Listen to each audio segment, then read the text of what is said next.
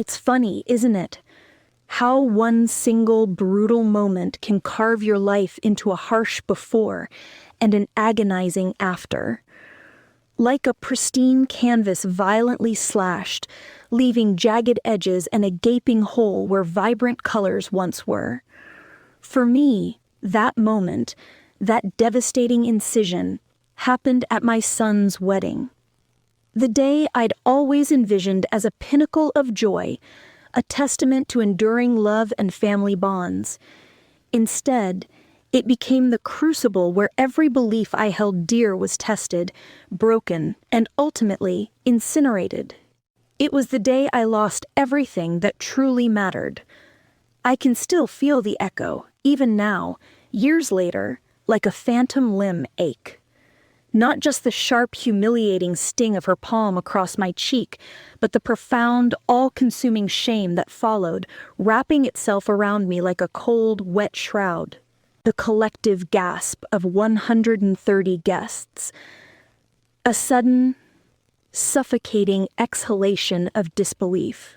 Then, the absolute, crushing silence that swallowed the lilting melody of the string quartet, the gentle clinking of crystal, the polite murmur of conversation. And finally, her voice, a chillingly calm, yet utterly commanding decree, slicing through the stunned air like a razor. "Give me your house, old woman. It's time you understood whose family he belongs to now. My house, not merely a structure of wood and brick, but a living, breathing entity. The very cornerstone of my existence. The place where I'd nurtured my son from infancy to manhood, where every sunbeam held a memory, every creaking floorboard whispered a story, every scuff on the wall marked a moment of laughter or tender comfort. It wasn't just property. It was the last tangible fragment of the life Thomas and I had meticulously built together. The tangible legacy of a love brutally severed, a dream cruelly deferred. It was, quite simply, all I had left. Before that catastrophic day, my life, though marked by profound sorrow, had been characterized by a quiet, steadfast resilience. I was Martha May Miller, a North Carolina woman through and through, with the sturdy practicality and deep-rooted grit inherent to generations born of this red clay soil.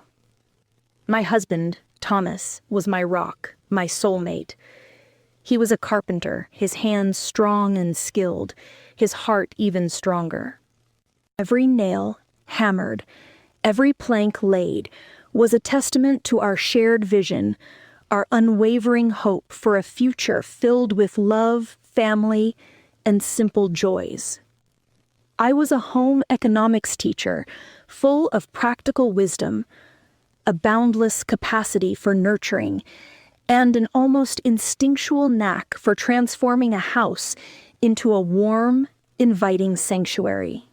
We had planned a lifetime together, big, sprawling dreams for our little family, especially for our only son, David.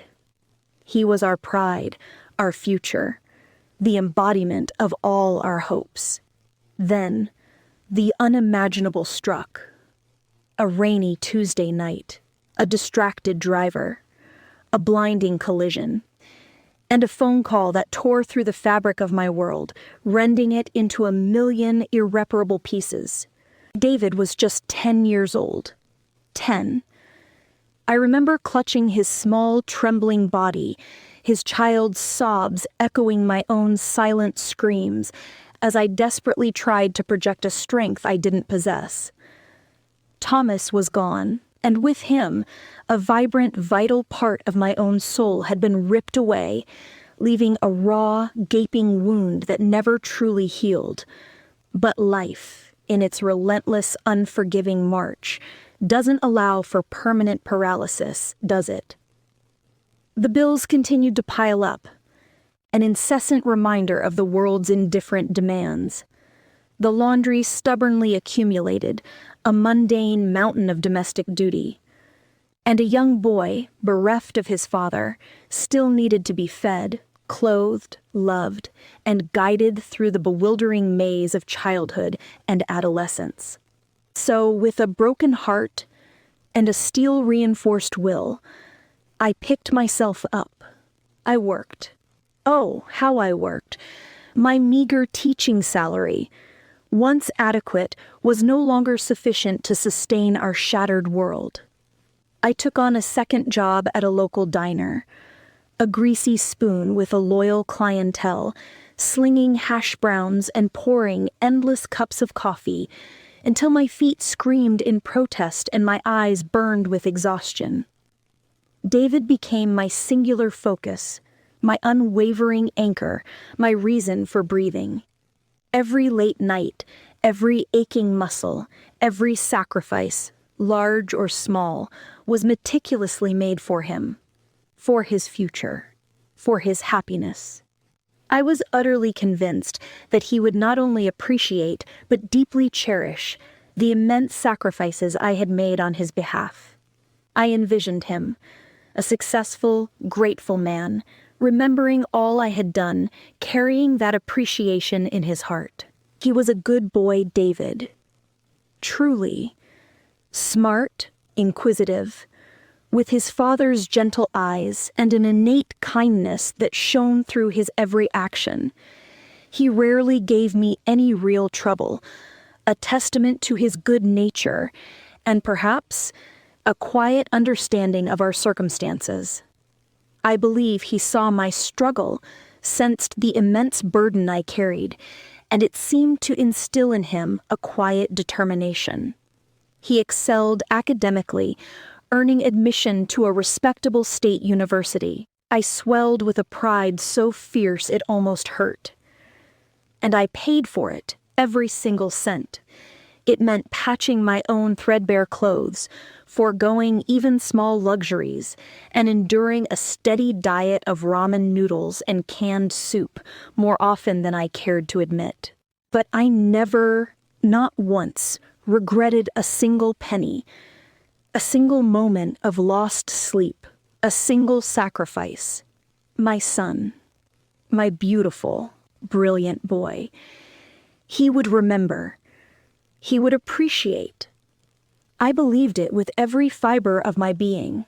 Then came Sarah.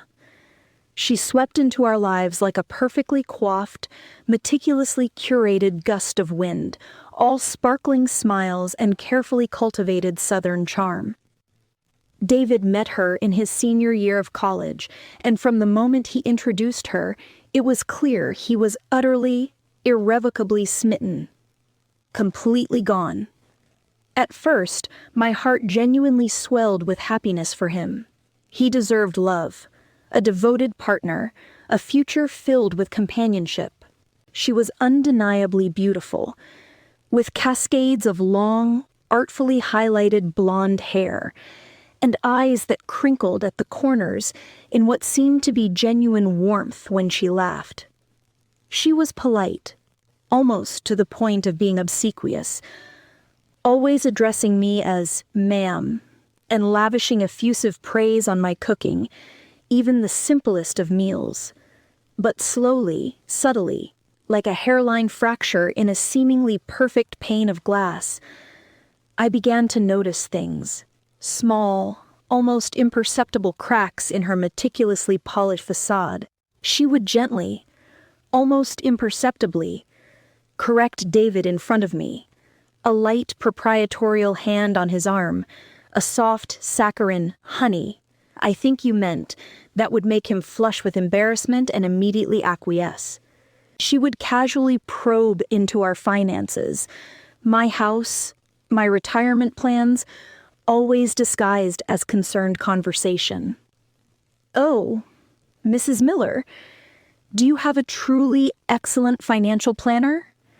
It's just so incredibly important for women, especially single women, to be absolutely secure in their later years." And then, with an almost imperceptible shift in her tone, she'd suggest, ever so sweetly, that David and I combine our resources, for optimal efficiency, of course. I tried, gently, carefully, to voice my burgeoning concerns to David. "She seems a little assertive, honey. Very focused. Are you absolutely certain she's the right fit for you? Your personalities seem so different." He would immediately grow defensive, his jaw tightening almost imperceptibly. "Mom, she's just strong. She knows exactly what she wants, and she's not afraid to go after it. You always taught me to admire that, didn't you? You're strong." And I had. But there was a vast, cavernous difference between admirable strength and relentless control. Between healthy ambition and insidious avarice. I could feel, almost physically, the subtle, insidious way she began to peel him away from me, layer by careful layer. First, it was the cancellation of our cherished Sunday dinners, a weekly ritual spanning decades, always accompanied by a seemingly regretful, "Oh, Mom, we just have so many plans these days." Then, it escalated to her making all his major decisions, from the model of car he purchased to the destination of their vacations. He slowly but surely stopped confiding in me, stopped seeking my advice, stopped sharing the small, intimate details of his life that had always bound us together. Sarah became his sun, his moon, his entire self-contained universe. And I, the old, once bright star that had guided him, was slowly, agonizingly fading into the background, becoming a distant, forgotten speck. The engagement was announced with great fanfare, a flurry of expensive invitations and saccharine social media posts. Though I felt a pervasive chill despite the celebratory atmosphere. Sarah, naturally, orchestrated every single detail. The opulent venue, the artisanal caterer, the impossibly long guest list. I offered to help, to contribute, to do anything, really, to feel a part of my son's momentous occasion. But each offer was met with a polite, dismissive smile and a firm, "Oh, Mrs. Miller, it's just so incredibly sweet of you to offer. But David and I have a very, very specific vision for our special day." My vision, my son, my input, my very presence, all deemed utterly irrelevant. The wedding day dawned with a cruel, almost mocking brilliance. The cloudless sky and golden sunlight, a stark contrast to the storm raging within my heart. The air itself seemed thick with the cloying scent of white roses, mingled with something else, a faint metallic tang of impending doom that only I seemed to perceive. I wore the dress I'd painstakingly saved for, a soft, flowing peach silk, hoping its serene elegance would somehow project a tranquil joy I was far from feeling. My heart hammered a frantic, irregular rhythm against my ribs all morning, a relentless drumbeat of apprehension. I tried desperately to push down the profound unease, the prickly sensation that something was terribly, irrevocably wrong. It was David's day. I had to be happy for him. I had to smile. I had to pretend. The ceremony itself passed in a blur of lace, vows, and strained smiles. David looked handsome, yes, but also strangely nervous, almost guarded. Sarah, in her immaculate white gown, was undeniably radiant, but to my eyes, her beauty was tinged with an almost palpable sense of triumph. As they exchanged their vows, I attempted to focus on the love, on the sacred promise they were making, but a tight, icy knot of anxiety continued to churn in my stomach, refusing to loosen its grip. Later, during the reception, the champagne flowed with an almost indecent abundance, the music swelled with a forced gaiety, and the polite, hollow chatter of the guests filled the grand ballroom. I sat at a table with some distant, vaguely remembered relatives, feeling like an utterly anonymous stranger at my own son's wedding, a ghost at the feast. Then came the toasts. David's best man, a jovial, slightly boisterous college friend, delivered a series of amusing, if somewhat crude, anecdotes. Sarah's sister, sweet and genuinely tearful, shared childhood memories that tugged at my heartstrings. And then Sarah herself took the microphone, a delicate, almost ethereal figure bathed in the soft glow of the chandeliers. She stood there, beautiful and poised, a vision in white lace, and a hush, an expectant silence, fell over the entire room. I offered a strained smile, bracing myself for what I hoped would be a heartfelt, if somewhat saccharine, tribute to her new husband.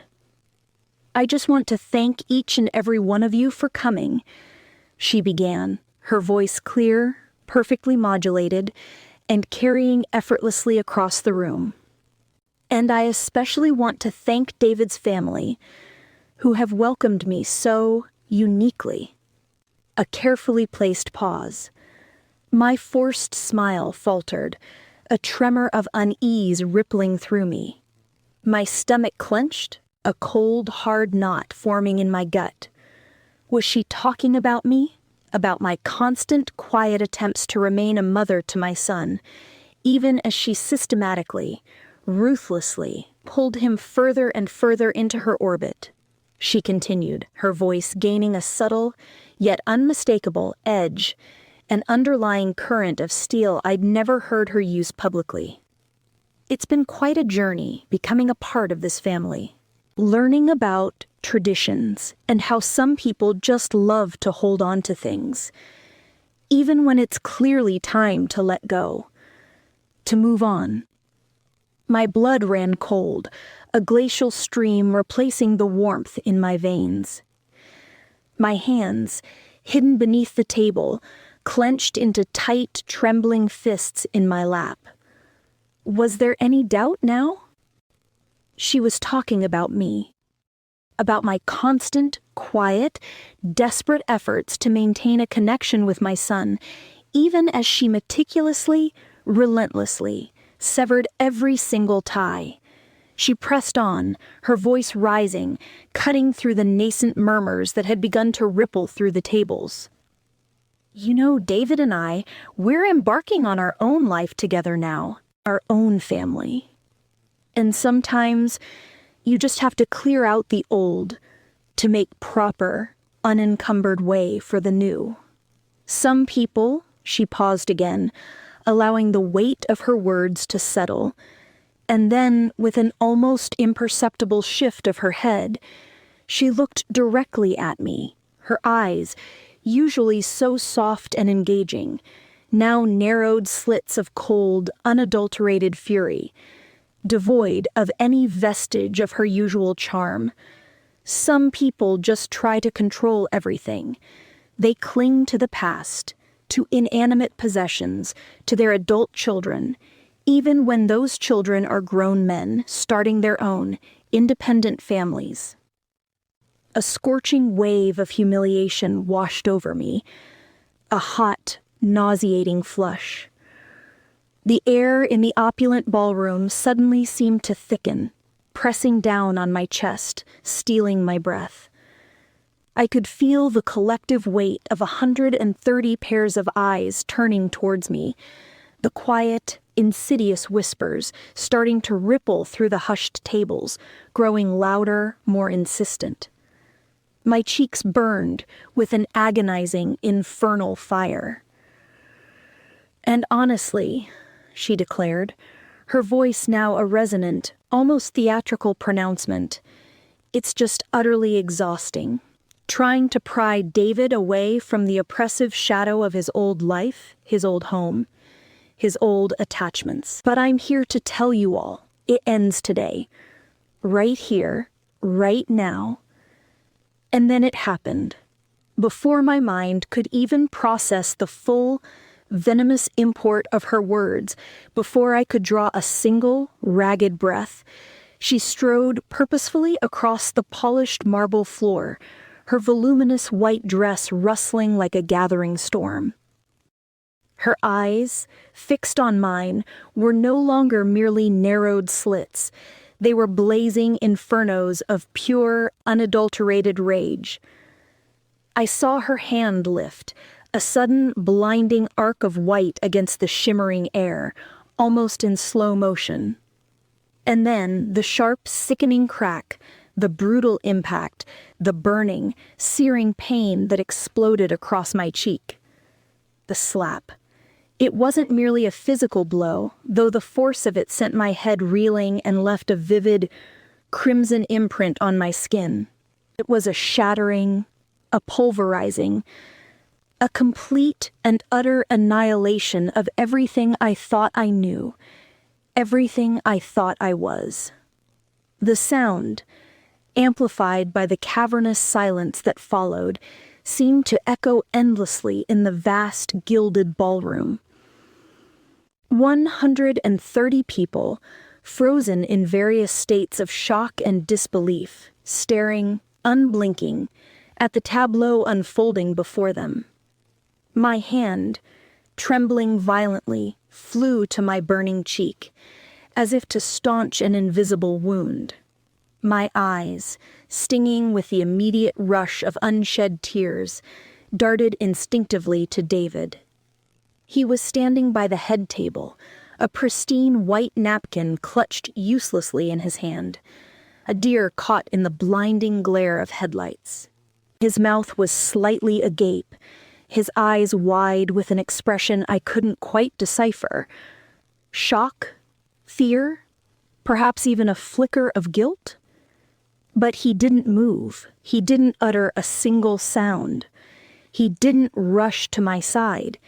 He simply stood there, immobile, silent, watching the grotesque spectacle unfold.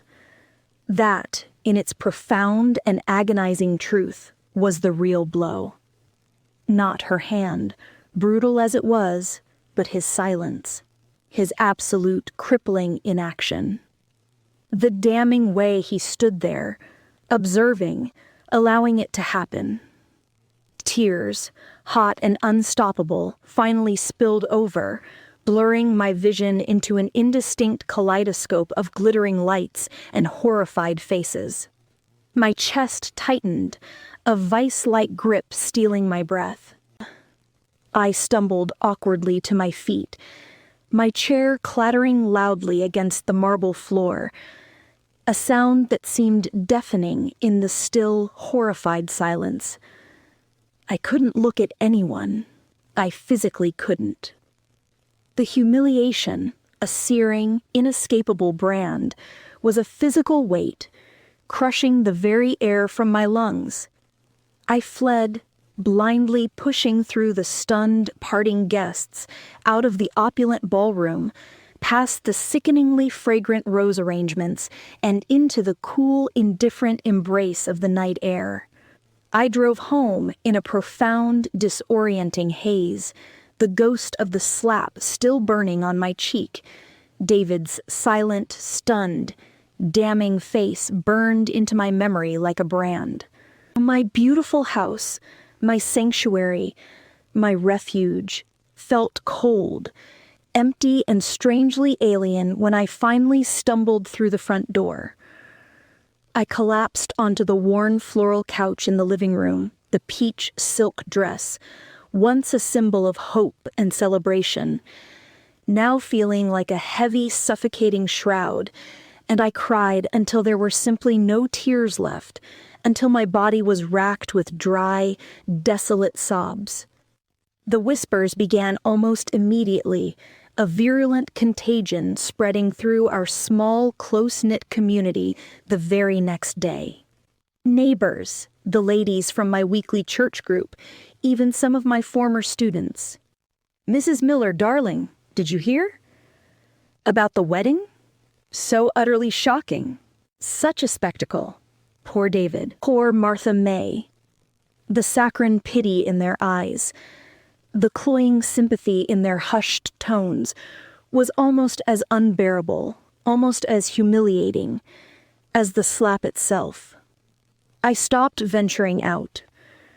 I stopped answering the incessant ringing of the phone, letting it jingle forlornly in the empty silence of my home. The shame festered, growing uglier, more poisonous, with each agonizingly slow passing day. It wrapped itself around my heart, squeezing, suffocating. David didn't call.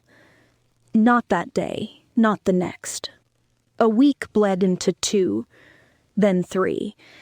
I tried to reach him, my voice a shaky, desperate plea, clinging to a fading hope that he would explain, apologize, tell me he was sorry, tell me he still loved me, that it was all a terrible misunderstanding. But he never answered. His voicemails were always full, a cruel, mocking barrier. Then a text message arrived. Not from David, from Sarah. "We need to talk about the house, Martha May. David and I have carefully considered everything, and we've decided it's absolutely essential that you transfer the ownership to us. It will, of course, be ours eventually anyway." Yeah, there's really no need to make things unnecessarily difficult for yourself. My blood ran cold, then boiled with a sudden, furious heat.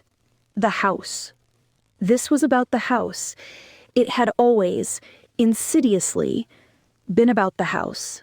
The slap, the public shaming, the calculated humiliation. It was all a meticulously choreographed performance, designed to break my spirit, to force me into surrender, to compel me to relinquish the last precious piece of myself. I typed back, my fingers trembling with a mixture of rage and terror. Absolutely not. This is my home.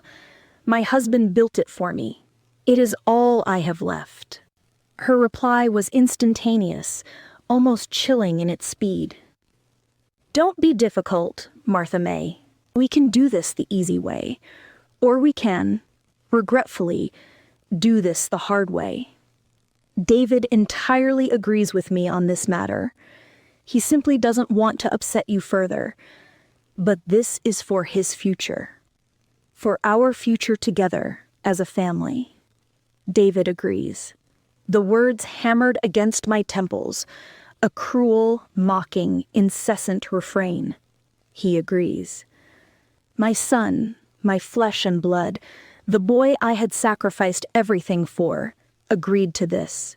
Agreed to her taking my home, the only true sanctuary I possessed, from under my very feet. Agreed to her deliberate, calculated cruelty. The hard way she had promised. And she, I quickly discovered, was a woman who always kept her promises, no matter how venomous. Soon after, the strange, unsettling things began.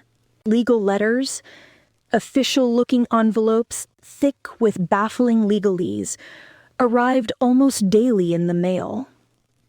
Queries about property lines, about deeds, about the true ownership of my land, all phrased in deliberately confusing, intimidating terms.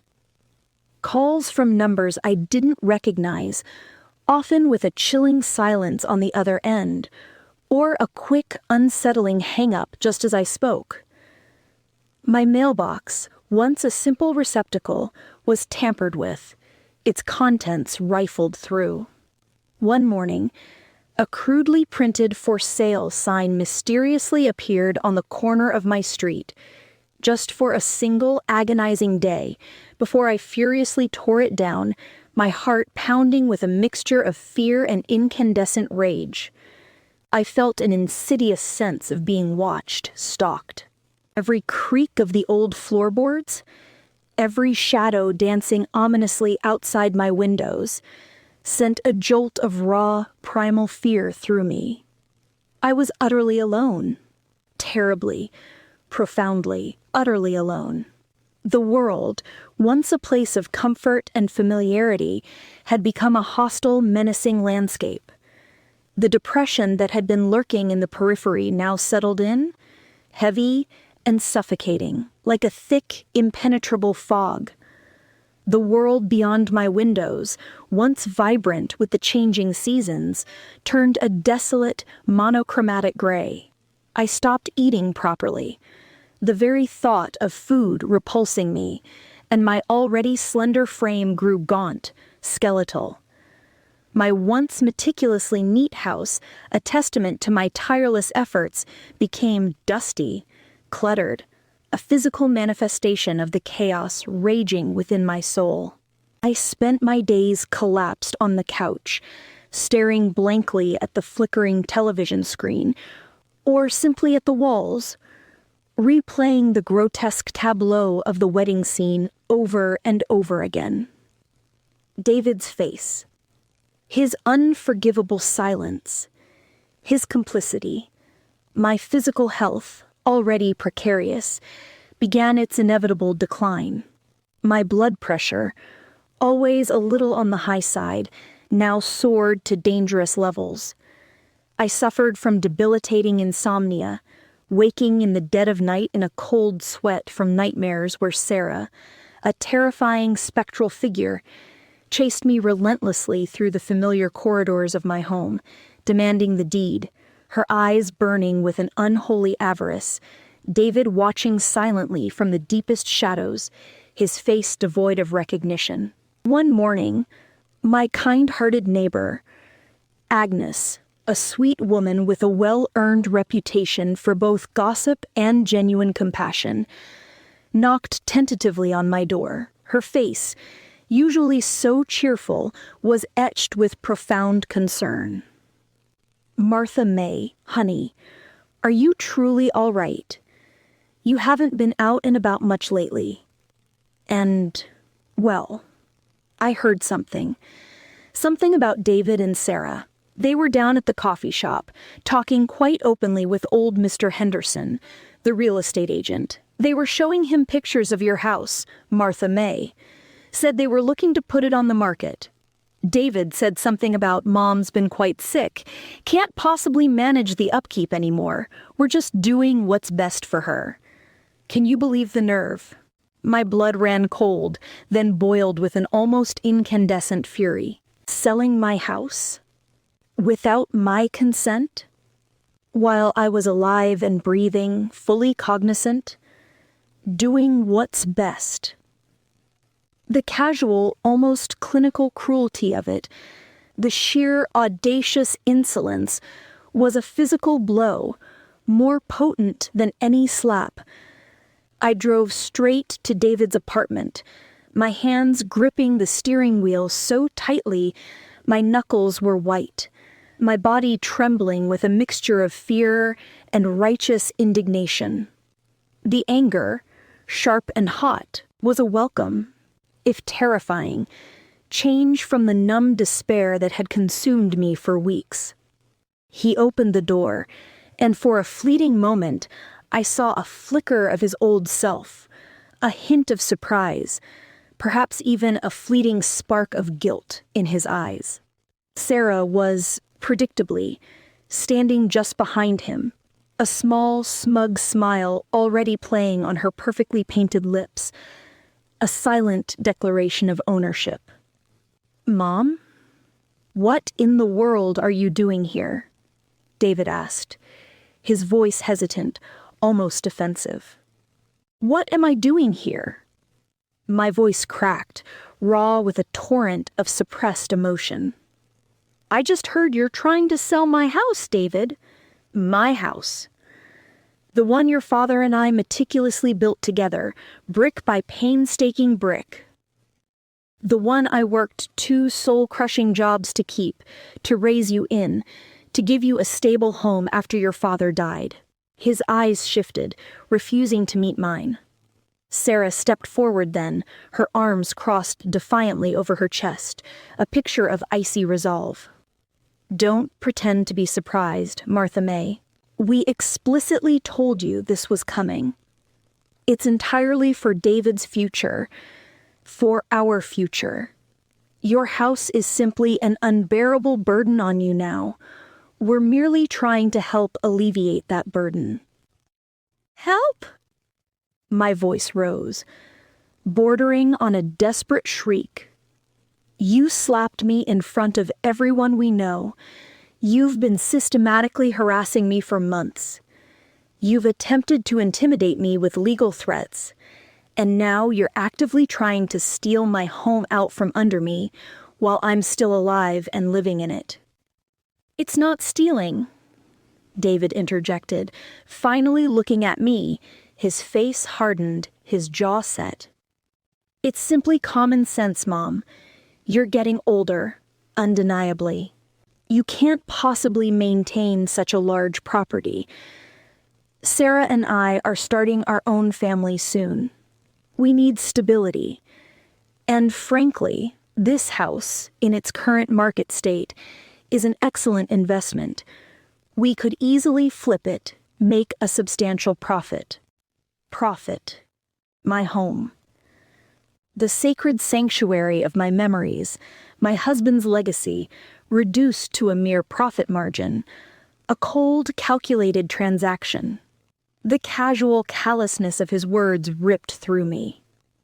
"I won't do it," I declared, my voice trembling with suppressed rage, but surprisingly firm.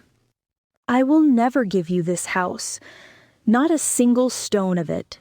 Sarah laughed then, a short, dismissive, utterly derisive sound that chilled me to the bone. "You don't have a choice in this matter, old woman. We have engaged excellent legal counsel. We can easily have you declared mentally incompetent, have you placed in a suitable care facility. We have all the necessary legal papers. David, your own son, can readily attest to your recent decline in judgment and capacity. My son, attest to my decline. The betrayal, so complete, so profound, so utterly, monstrously calculated, stole the very breath from my lungs. It was an assault on my very identity, my sanity, my worth as a human being." "David," I whispered, my voice barely audible, a raw, desperate plea. "Is this truly what you want? To declare your own mother mentally incompetent, to steal her home, to consign her to an institution?" He looked at me then, truly looked at me, and for a fleeting, agonizing second, I saw him, the boy I had raised, the kind, loving boy who once swore, with earnest, childish sincerity, that he would always, even Sarah. But then Sarah, sensing his momentary flicker of doubt, placed a proprietary, possessive hand on his arm, a subtle, yet unmistakable gesture of ownership, and his expression hardened again. The fleeting glimpse of the boy replaced by the cold, calculating man. "Mom," he said, his voice flat, devoid of any discernible emotion, a hollow echo in the small apartment. "Just let it go. You've lived your life. It's time for us to live ours. You need to understand that." Those words. You've lived your life. As if my life was suddenly summarily over, as if I was a discarded relic, no longer useful, no longer relevant, no longer worthy of consideration or respect. It was the absolute breaking point. The final, crushing, annihilating blow. I remember getting back into my car, the world outside spinning in a dizzying, disorienting blur. My head pounded with a relentless jackhammer intensity. A strange, insidious numbness began to spread through my left arm, a cold, tingling sensation that slowly crept up my neck, blurring my vision, distorting the familiar landscape around me. I tried desperately to dismiss it, to focus on the burning, righteous rage that still consumed me, but the numbness grew, inexorably, relentlessly. I woke up in a stark white hospital bed, the pervasive antiseptic smell assaulting my already hypersensitive senses. A kind, soft-spoken nurse, her face etched with a familiar mixture of professional concern and personal pity, explained, gently, that I'd suffered a minor stroke. "Stress, Mrs. Miller," she whispered, her voice full of empathy. "Extremely high blood pressure. You need to rest, truly rest, and try to alleviate the stress in your life." Days bled into a week into what felt like an eternity. No visitors came, no calls. My phone sat silent, cold, and utterly dead on the small bedside table, a mocking monument to my isolation. Not a single card, not a single flower, not even from David. My son, Agnes, bless her compassionate heart, finally visited, bringing me a small, vibrant pot of hydrangeas. Her face was grim, her usual cheerfulness replaced by a profound sadness and indignation. "Martha May, honey," she whispered, her voice low and tight with a mixture of anger and disbelief. I have to tell you something. I saw Sarah's car, parked right in your driveway, all week long. And then, yesterday, a massive moving van pulled up. They've moved in, Martha May, into your house, while you've been lying here, recovering. She brazenly told the neighbors you gave her explicit permission, said you were far too frail to live alone any longer, and this was for your own good. Moved into my house, my sacred home. While I was lying helpless in a hospital bed, recovering from a stroke directly brought on by their merciless cruelty. The audacity, the sheer, unadulterated, breathtaking evil of it. This was not merely calculated, it was a profound, almost biblical, act of desecration. That was it. The final, fragile thread of my endurance snapped irrevocably. The pain, the betrayal, the profound, agonizing heartbreak, it all coalesced into a single, cold, hard, unyielding resolve. They thought I was old, frail, incompetent. They thought they had finally, unequivocally, won. They were terribly, catastrophically wrong. The stroke, though minor in its physical lasting effects, left me with a renewed clarity, a singular burning purpose that cut through the fog of my despair like a laser beam. They wanted my house? They wanted me gone? Fine. But they would not get what they desired in the manner they so arrogantly expected. Not a single, solitary chance. From my hospital bed, I contacted a lawyer, a sharp, tenacious young woman recommended by one of the nurses, who listened patiently to my story, her expression growing increasingly appalled with each unfolding detail. "Mrs. Miller," she said, her voice firm, her eyes flashing with a righteous indignation that mirrored my own. "What they are attempting to do is utterly unconscionable. We can fight this. We can fight them in court, and we can win." "No," I said, my voice, to my own surprise, remarkably steady, devoid of any tremor of weakness. "We won't fight it. Not in court. We'll do something else. Something far more definitive." Over the next few weeks, as I slowly, painstakingly recovered my strength, I meticulously put my plan into motion. It was executed quietly, discreetly, with a chilling precision born of profound hurt. I had always, after all, been exceptionally good with details, with strategic planning. I met repeatedly with the lawyer, made countless phone calls from a burner phone, signed countless papers, each stroke of the pen a silent act of defiance. My house, the sanctuary that had been transformed into a battleground, the cherished symbol of everything I had lost, now became the instrument of my final decisive stand. And sold it. Not to David and Sarah, of course, but quickly, discreetly, to an anonymous buyer through the lawyer. A cash offer, no fuss, no contingencies, no questions asked. The funds, a substantial sum, were transferred to a new secret bank account, completely untraceable to my old life. And then I did something else, something that brought me a profound, albeit bittersweet, sense of vindication. I changed my will. Every penny, every last asset I possessed, every single material thing I owned, was to go to a local women's shelter, a haven that helped women escape abusive, controlling situations, women who truly needed a sanctuary. Not a single cent to David. Not a single solitary penny. And then I simply disappeared. I packed one suitcase. Just one. My old, cherished photo albums, filled with faded images of a happier time, a few small, sentimental heirlooms that carried no monetary value, but immense personal significance, and a handful of clothes. I didn't look back. There was nothing left to see, nothing left to hold on to.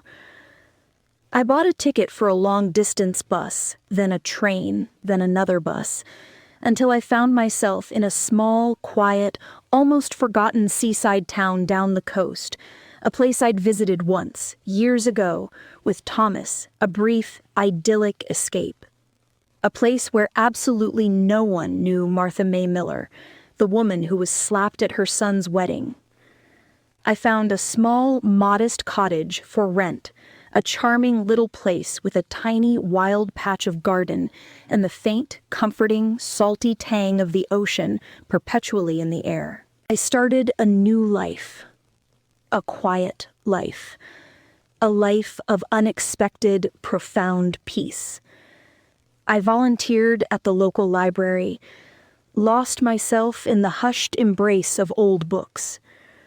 I walked for hours on the deserted stretch of beach, letting the rhythmic crash of the waves wash away the lingering bitterness. I drank my morning coffee on my tiny porch, watching the sunrise paint the sky with hues of tangerine and rose, colors I hadn't truly noticed, hadn't truly seen in years. The world here felt softer, kinder, less demanding. The only whispers were the gentle rustling of the wind through the tall seagrass. The only cries were the plaintive calls of the gulls circling overhead. Sometimes, late at night, in the quiet solitude of my new home, I would receive a call from an unknown number. I would let it ring, knowing, with an almost chilling certainty, that it was him, or perhaps her. I often wondered, in those quiet moments, what they found when they returned to my house, their faces alight with greedy expectation, only to discover a stark, uncompromising sold sign hammered into the front lawn, and an empty deed, my name conspicuously absent. I imagined the furious calls, the frantic, desperate searching, the dawning, horrifying realization that their meticulously crafted scheme had not only backfired, but had utterly, irrevocably consumed them in its unexpected blaze. I heard through Agnes, months later, that David had indeed tried to find me. He'd shown up at her door, looking utterly disheveled, his eyes haunted, asking if she knew where I was, pleading for any scrap of information. He'd even hired a private investigator, apparently, a desperate, futile attempt to reclaim what he had so carelessly, so cruelly thrown away. Too late, David. Far, far too late. He sent letters, long, rambling, guilt-ridden epistles filled with belated apologies, convoluted explanations, and desperate pleas for forgiveness. He loved me, he swore. He'd been manipulated, coerced, blinded by Sarah's insidious influence. He was young, foolish, naive. He missed me. He had finally, tragically, realized what he had lost. I read them all, sitting on my porch, the gentle sea breeze rustling the fragile pages, scattering the words of remorse and regret like fallen leaves. And each time, despite my hardened resolve, I felt a familiar, aching pang in my chest. Because beneath all the anger, all the profound betrayal, all the shattering heartbreak, a tenacious, indomitable part of me, the enduring mother part, still loved him. Desperately. Unconditionally. It was a love that refused to be extinguished, even by the most heinous of acts. But love, I have learned, in the harsh, unforgiving crucible of life, is not always enough to heal all wounds. Some wounds simply run too deep, too wide, too tragically profound to ever truly mend.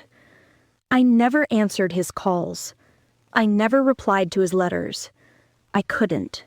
The slap itself, the physical sting, that mercifully faded with time, leaving only a faint memory.